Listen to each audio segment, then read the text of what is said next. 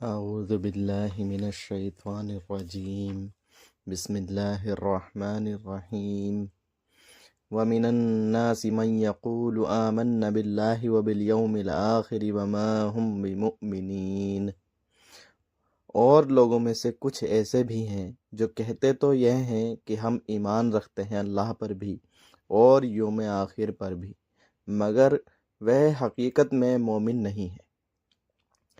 یہاں ایک بات سمجھ لیجئے، اکثر و بیشتر مفسرین نے اس تیسری قسم یعنی اس تیسری کیٹیگری کے بارے میں یہی رائے قائم کی ہے کہ یہ منافقین کا تذکرہ ہے، اگرچہ یہاں لفظ منافق یا لفظ نفاق نہیں آیا، لیکن مولانا امین احسن اصلاحی صاحب نے اس کے بارے میں ایک رائے ظاہر کی ہے جو بڑی قیمتی ہے۔ ان کا کہنا ہے کہ یہاں ایک کردار کا نقشہ کھینچ دیا گیا ہے، غور کرنے والے غور کر لیں، دیکھ لیں کہ وہ کس پر چسپا ہو رہا ہے۔ اور جب یہ آیات نازل ہو رہی تھی تو ان میں شخصیات کی کردار نگاری کا یہ جو نقشہ کھینچا جا رہا ہے، یہ بالفعل دو طبقات کے اوپر راستہ یعنی صحیح آ رہا تھا۔ ایک طبقہ علماء یہود کا تھا، وہ بھی کہتے تھے کہ ہم بھی اللہ کو مانتے ہیں، آخرت کو بھی مانتے ہیں، اس لیے یہاں رسالت کا ذکر نہیں ہے۔ وہ کہتے تھے کہ اگر 1.25 نبی آئے ہیں تو ان 1.25 کو تو ہم مانتے ہیں، بس ایک محمد صلی اللہ علیہ وسلم کو ہم نے نہیں مانا اور ایک عیسیٰ علیہ السلام کو نہیں مانا، تو ہمیں بھی تسلیم کیا جانا چاہیے کہ ہم مسلمان ہیں۔ اور واقعہ یہ ہے کہ یہاں جس انداز میں تذکرہ ہو رہا ہے، اس سے ان کا کردار بھی جھلک رہا ہے اور روئے سخن بھی ان کی طرف جا رہا ہے۔ جیسا کہ میں نے عرض کیا، زیادہ تر مفسرین کی رائے تو یہی ہے کہ یہ منافقین کا تذکرہ ہے، لیکن یہ کردار بے نہیں یعنی اسی طرح یہود کے علماء پر بھی منطبق یعنی لاگو ہو رہا ہے۔ یہاں یہ بات بھی نوٹ کر لیجئے کہ مدینہ منورہ میں نفاق کا پودا، بلکہ صحیح تر الفاظ میں نفاق کا جھاڑ جھنکار جو پروان چڑھا ہے، وہ یہودی علماء کے زیر اثر پروان چڑھا ہے۔ جیسے جنگل کے اندر بڑے بڑے درخت بھی ہوتے ہیں اور ان کے نیچے جھاڑیاں بھی ہوتی ہیں، تو یہ نفاق کا جھاڑ جھنکار دراصل یہودی علماء کا جو بہت بڑا پودا تھا، اس کے سائے میں پروان چڑھا ہے، اور ان دونوں میں مانوی ربط یعنی ہو بہو سمپرک بھی ہے موجود ہے۔ بہرحال یخادعون اللہ والذین آمنوا، وہ دھوکہ دینے کی کوشش کر رہے ہیں اللہ کو اور اہل ایمان کو۔ یخادعون باب مفعلہ ہے، اس باب کا خاصہ ہے کہ اس میں ایک کشمکش اور کشاکش موجود ہوتی ہے، لہٰذا میں نے اس کا ترجمہ کیا وہ دھوکہ دینے کی کوشش کر رہے ہیں۔ وما یخدعون الا انفسہم، اور نہیں دھوکہ دے رہے مگر صرف اپنے آپ کو۔ یہ بات یقینی ہے کہ اپنے آپ کو تو دھوکہ دے رہے ہیں، لیکن یہ اللہ، اس کے رسول صلی اللہ علیہ وسلم کو اور اہل ایمان کو دھوکہ نہیں دے سکتے۔ سورۃ النساء کی آیت 142 میں منافقین کے بارے میں یہی بات بڑے واضح انداز میں با الفاظ آئی ہے، ان المنافقین یخادعون اللہ وہو خادعہم، یقیناً منافقین اللہ کو دھوکہ دینے کی کوشش کر رہے ہیں، حالانکہ اللہ ہی انہیں دھوکے میں ڈالنے والا ہے۔ بہرحال وما یشعرون، اور انہیں اس کا شعور نہیں ہے۔ یہ بات بہت اچھی طرح نوٹ کر لیجئے کہ منافقین کی بھی اکثریت وہ تھی جنہیں اپنے نفاق کا شعور نہیں تھا، وہ اپنے خود کو مسلمان سمجھتے تھے۔ وہ محمد الرسول اللہ صلی اللہ علیہ وسلم کے بارے میں کہتے تھے کہ انہوں نے خواہ مخواہ اہل مکہ کے ساتھ لڑائی مول لے لی ہے، اس کی کیا ضرورت ہے، ہمیں امن کے ساتھ رہنا چاہیے اور امن و آشتی یعنی صلح کے ماحول میں ان سے بات کرنی چاہیے۔ وہ سمجھتے تھے کہ ہم خیر خواہ ہیں، ہم بھلی بات کر رہے ہیں، جبکہ یہ بیوقوف لوگ ہیں، دیکھتے نہیں کہ کس سے ٹکرا رہے ہیں، ہاتھ میں اسلحہ نہیں اور لڑائی کے لیے جا رہے ہیں۔ چنانچہ یہ تو بیوقوف ہیں۔ اپنے بارے میں وہ سمجھتے تھے کہ ہم تو بڑے مخلص ہیں۔ جان لیجئے کہ منافقین میں یقیناً بعض لوگ ایسے بھی تھے جو کہ جو اسلام میں داخل ہی دھوکہ دینے کی خاطر ہوتے تھے، اور ان پر پہلے دن سے یہ واضح ہوتا تھا کہ ہم مسلمان نہیں ہیں، ہم نے مسلمانوں کو دھوکہ دینے کے لیے اسلام کا محض لبادہ اوڑھا ہے۔ ایسے منافقین کا ذکر سورہ آل عمران کی آیت 72 میں آئے گا، لیکن اکثر و بیشتر منافقین دوسری طرح کے تھے جنہیں اپنے نفاق کا شعور حاصل نہیں تھا۔ بہرحال فی قلوبہم مرض، ان کے دلوں میں ایک روگ ہے۔ یہ روگ اور بیماری کیا ہے؟ ایک لفظ میں اس کو کردار کی کمزوری یعنی ویکنیس آف کریکٹر سے تعبیر کیا جا سکتا ہے۔ ایک شخص وہ ہوتا ہے جو حق کو حق سمجھ کر قبول کر لیتا ہے اور پھر ہرچے بعد یعنی پھر جو ہو سو ہو کی کیفیت کے ساتھ اس کی خاطر اپنا سب کچھ قربان کر دینے کو تیار ہو جاتا ہے۔ دوسرا شخص وہ ہے جو حق کو پہچان لینے کے باوجود رد کر دیتا ہے، اسے کافر کہا جاتا ہے۔ جبکہ ایک شخص وہ بھی ہے جو حق کو حق پہچان کر آیا تو صحیح، لیکن کردار کی کمزوری کی وجہ سے اس کی قوت ارادی کمزور ہے۔ ایسے لوگ آخرت بھی چاہتے ہیں لیکن دنیا بھی ہاتھ سے دینے کے لیے تیار نہیں۔ وہ چاہتے ہیں کہ یہاں کا بھی کوئی نقصان نہ ہو اور آخرت کا بھی سارا بھلا ہمیں مل جائے۔ در حقیقت یہ وہ لوگ ہیں کہ جن کے بارے میں کہا گیا کہ ان کے دلوں میں ایک روگ ہے۔ فزادہم اللہ مرضا، تو اللہ نے ان کے روگ میں اضافہ کر دیا۔ یہ اللہ کی سنت ہے، آپ حق پر چلنا چاہیں تو اللہ تعالیٰ حق کا راستہ آپ پر آسان کر دے گا، لیکن اگر آپ برائی کی طرف جانا چاہیں تو بڑی سے بڑی برائی آپ کے لیے ہلکی ہوتی چلی جائے گی۔ آپ خیال کریں گے کہ کوئی خاص بات نہیں، جب یہ کر لیا تو اب یہ بھی کر گزروں، اور اگر کوئی بین یعنی بیچ میں لٹکنا چاہے تو اللہ اس کو اسی راہ پر چھوڑ دیتا ہے۔ ٹھیک ہے، وہ سمجھتے ہیں ہم کامیاب ہو رہے ہیں کہ ہم نے مسلمانوں کو بھی دھوکہ دے لیا، وہ ہمیں مسلمان سمجھتے ہیں اور یہودیوں کو بھی دھوکہ دے لیا، وہ سمجھتے ہیں کہ ہم ان کے ساتھی ہیں۔ تو ان کا یہ سمجھنا کہ ہم کامیاب ہو رہے ہیں بالکل غلط ہے۔ حقیقت میں یہ کامیابی نہیں ہے، بلکہ اللہ تعالیٰ نے وہ تباہ کن راستہ ان کے لیے آسان کر دیا ہے جو انہوں نے خود منتخب کیا، یعنی خود منتخب کیا یعنی چنا تھا۔ ان کے دلوں میں جو روگ موجود تھا اللہ نے اس میں اضافہ فرما دیا۔ بہرحال وَلَهُمْ عَذَابٌ عَلِيمٌ، اور ان کے لیے تو دردناک عذاب ہے۔ اوپر کفار کے لیے الفاظ آئے تھے وَلَهُمْ عَذَابٌ عَظِيمٌ، اور یہاں عذاب علیم کا لفظ آیا ہے کہ ان کے لیے دردناک اور المناک عذاب ہے۔ بما کانوا یکذبون، بسبب اس جھوٹ کے جو وہ بول رہے تھے۔ وَإِذَا قِيلَ لَهُمْ لَا تُفْسِدُوا فِي الْأَرْضِ، اور جب ان سے کہا جاتا ہے کہ مت فساد کرو زمین میں۔ اس سے مراد یہ ہے کہ جب تم نے محمد صلی اللہ علیہ وسلم کو اللہ کا رسول مان لیا تو اب ان کی ٹھیک ٹھیک پیروی کرو، ان صلی اللہ علیہ وسلم کے پیچھے چلو، ان صلی اللہ علیہ وسلم کا حکم ہے تو جنگ کے لیے نکلو، ان صلی اللہ علیہ وسلم کی طرف سے تقاضا آتا ہے تو مال پیش کرو، اور اگر تم اس سے کتراتے ہو تو پھر جماعتی زندگی کے اندر فتنہ و فساد پھیلا رہے ہو۔ قالوا انما نحن مصلحون، وہ کہتے ہیں ہم تو اصلاح کرنے والے ہیں، ہم تو صلح کرانے والے ہیں، ہماری نظر میں یہ لڑنا بھیڑنا کوئی اچھی بات نہیں ہے، ٹکراؤ اور تصادم کوئی اچھے کام تھوڑے ہی ہیں، بس لوگوں کو ٹھنڈے ٹھنڈے دعوت دیتے رہو، جو چاہے قبول کر لے اور جو چاہے رد کر دے۔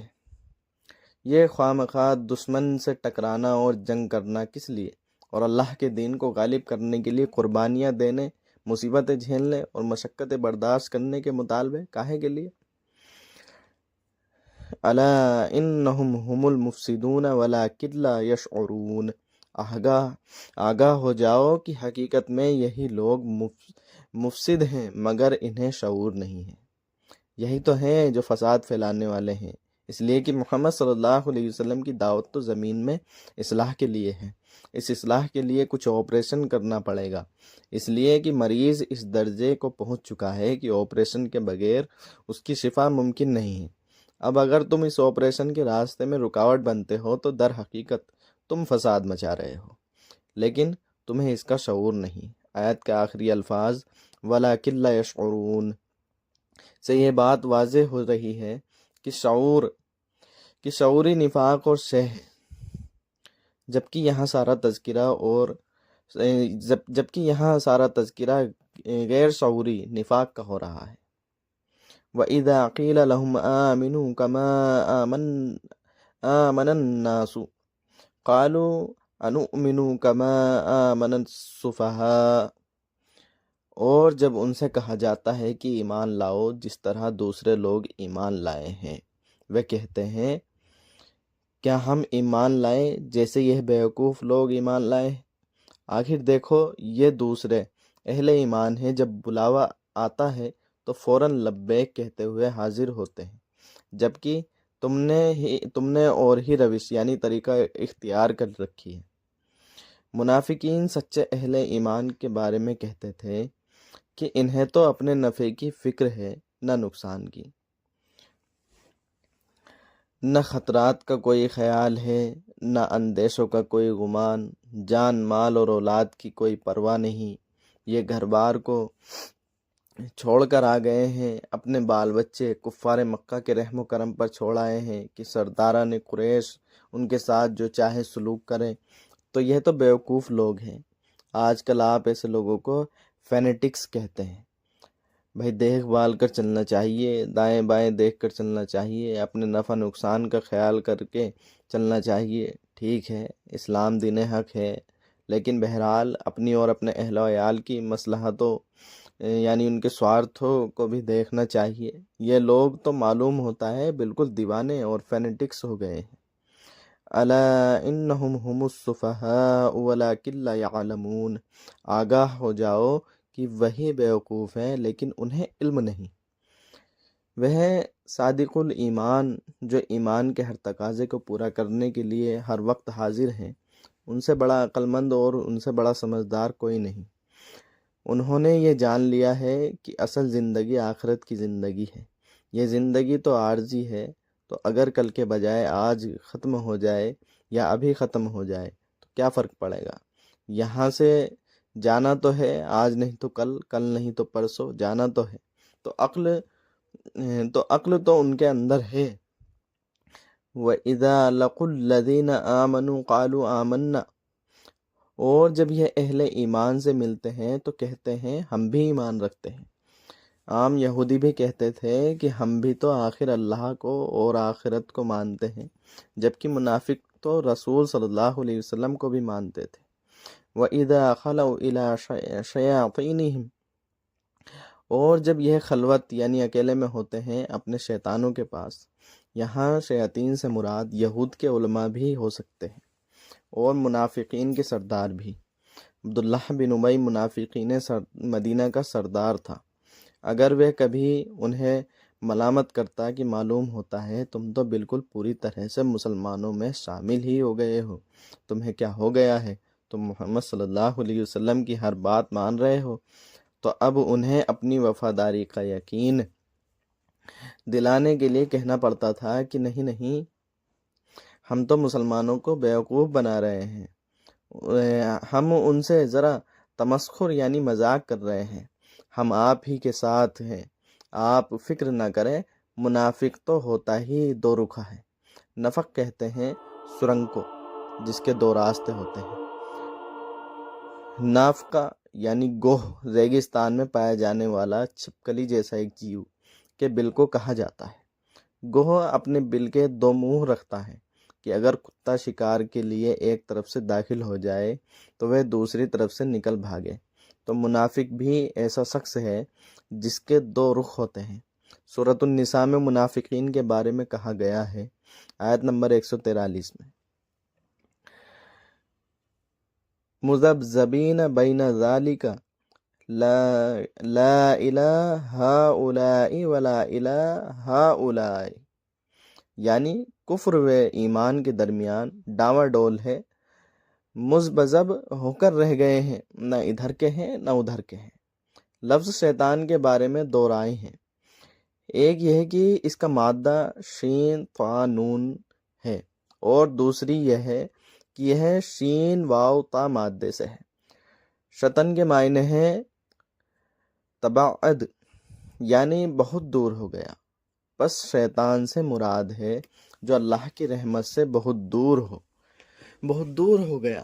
جبکہ شاتا یا شوتا کے معنی ہے ہی طرق غضبا و حسد، یعنی کوئی شخص غصے اور حسد کے اندر جل اٹھا۔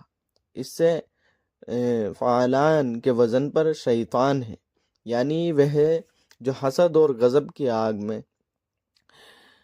جل رہا ہے۔ چنانچہ ایک تو شیطان وہ ہے جو جنات میں سے ہے، جس کا نام پہلے عزازیل تھا، اب ہم اسے ابلیس کے نام سے جانتے ہیں۔ پھر یہ ہے کہ دنیا میں جو بھی اس کے پیروکار ہیں اور اس کے مشن میں شریک کار ہیں، خواہ انسانوں میں سے ہوں یا جنوں میں سے، وہ بھی شیاطین ہیں۔ اسی طرح اہل کفر اور اہل زیغ کے جو بڑے بڑے سردار ہوتے ہیں، ان کو بھی شیاطین سے تعبیر کیا گیا۔ آیات زیر مطالعہ میں شیاطین سے یہی سردار مراد ہیں۔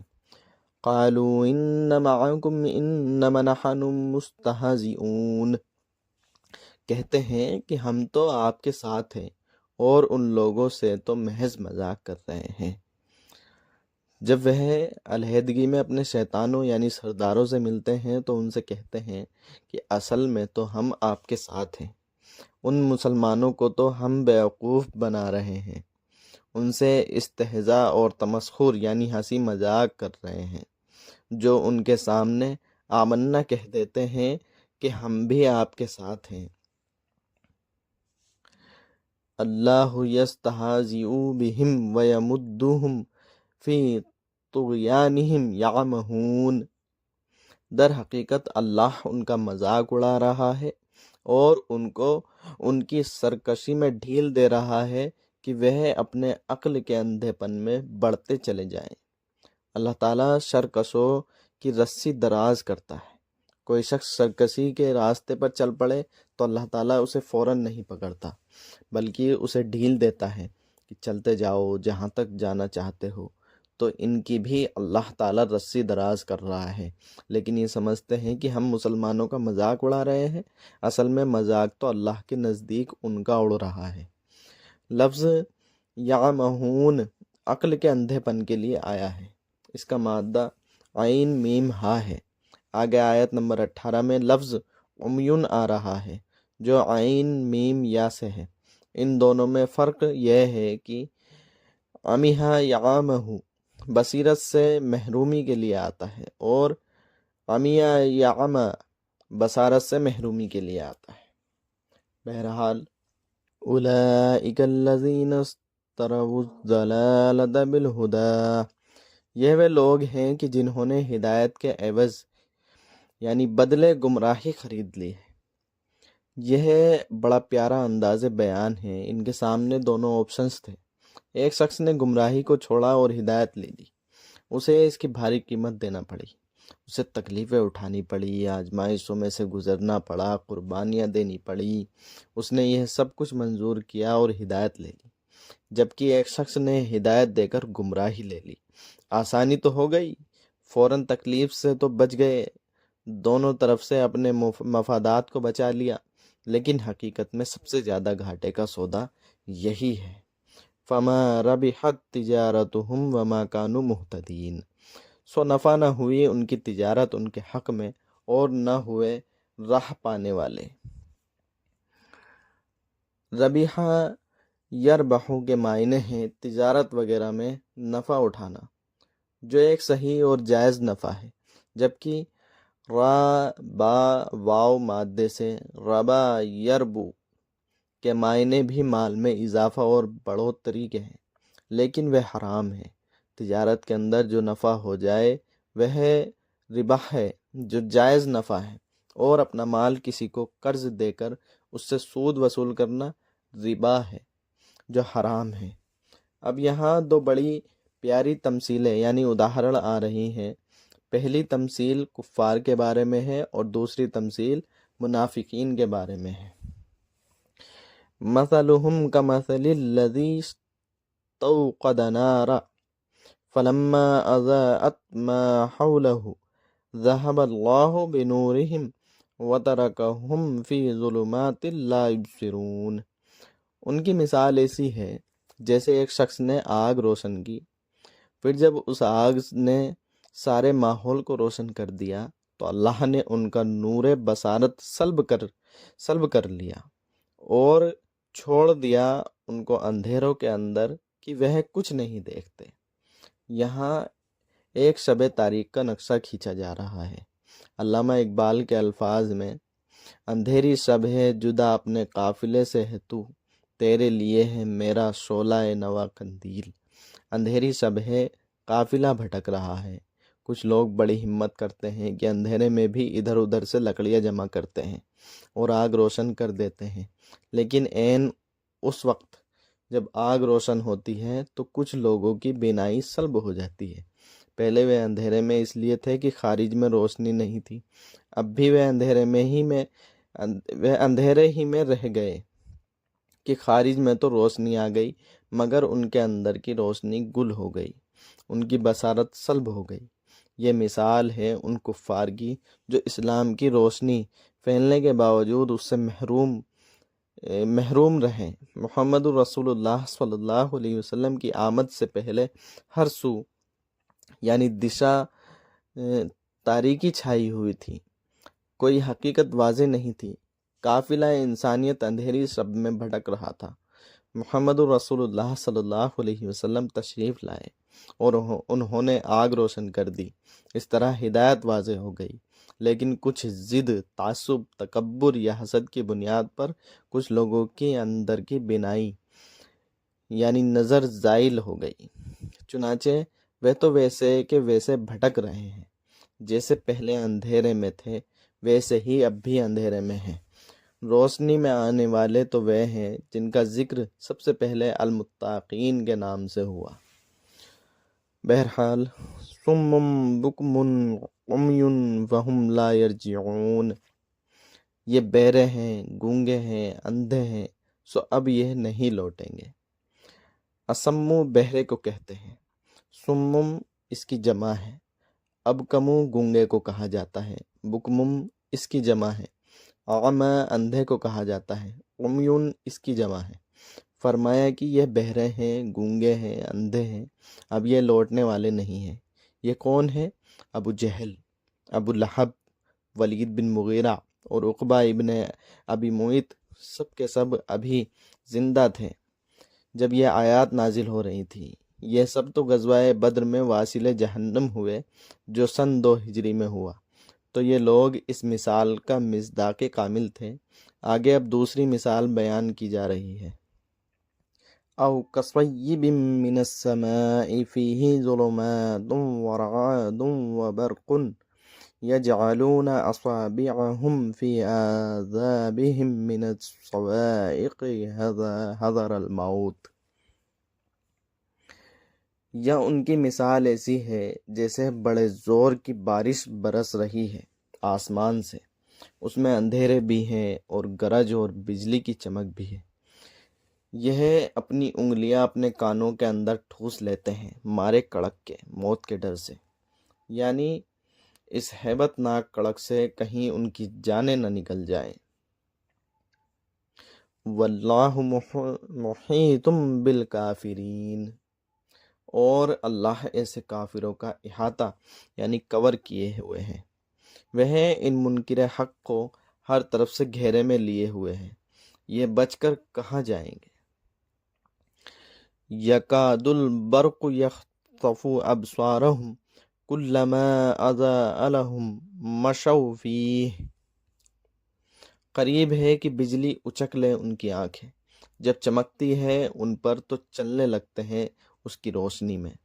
جو ہی انہیں ذرا سی روشنی محسوس ہوتی ہے اور دائیں بائیں کچھ نظر آتا ہے تو کچھ دور چل لیتے ہیں۔ وَإِذَا أَظْلَمَ عَلَيْهِمْ قَامُوا، اور جب ان پر تاریکی طاری ہو جاتی ہے تو کھڑے کے کھڑے رہ جاتے ہیں۔ یہ ایک نقشہ کھینچا گیا ہے کہ ایک طرف بارش ہو رہی ہے، یعنی قرآن مجید آسمان سے نازل ہو رہا ہے۔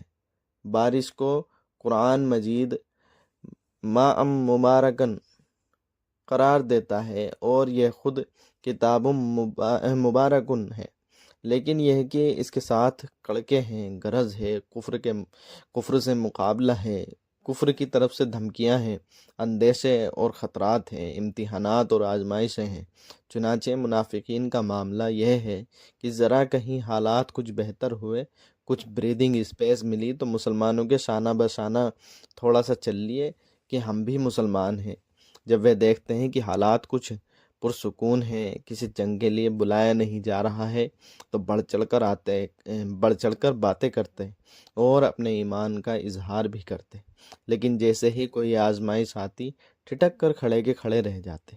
وَلَوْ شَاءَ اللَّهُ لَذَهَبَ بِمَسْعِهِمْ وَأَبْصَارِهِمْ، اور اللہ چاہتا تو ان کی سماعت اور بصارت کو سلب کر لیتا، لیکن اللہ کا قانون یہی ہے کہ وہ فوری گرفت نہیں کرتا۔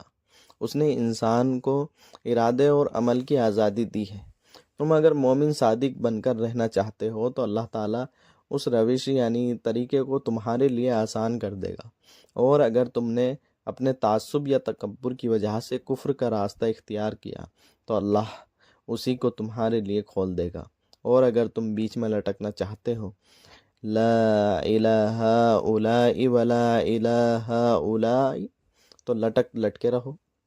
اللہ تعالیٰ نہ کسی کو جبراً حق پر لائے گا اور نہ ہی کسی کو جبراً باطل کی راہ پر لے کر جائے گا، اس لیے کہ اگر جبر کا معاملہ ہو تو پھر امتحان کیسا؟ پھر تو جزا اور سزا کا تصور اور منطقی یعنی لاجیکل اور غیر معقول یعنی irrational ٹھہرتا ہے۔ ان اللہ علی کل شیء قدیر، یقیناً اللہ ہر چیز پر قادر ہے۔ سورۃ البقرہ کہ یہ ابتدائی دو رکوع اس اعتبار سے بہت اہم ہے کہ ان میں انسانی شخصیتوں کی تین گروہوں میں تقسیم کر دی گئی ہے، اور تعویل عام ذہن میں رکھیے کہ جب بھی کوئی دعوت حق اٹھے گی، اگر وہ واقعتاً کل کی کل حق کی دعوت ہو اور اس میں انقلابی رنگ ہو کہ باطل سے پنجہ آزمائی کر کے اسے نیچا دکھانا ہے اور حق کو غالب کرنا ہے، تو یہ تین قسم کے افراد لازماً وجود میں آئیں گے۔ ان کو پہچاننا اور ان کے کردار کے پیچھے جو اصل پس منظر ہے اس کو جاننا بہت ضروری ہے۔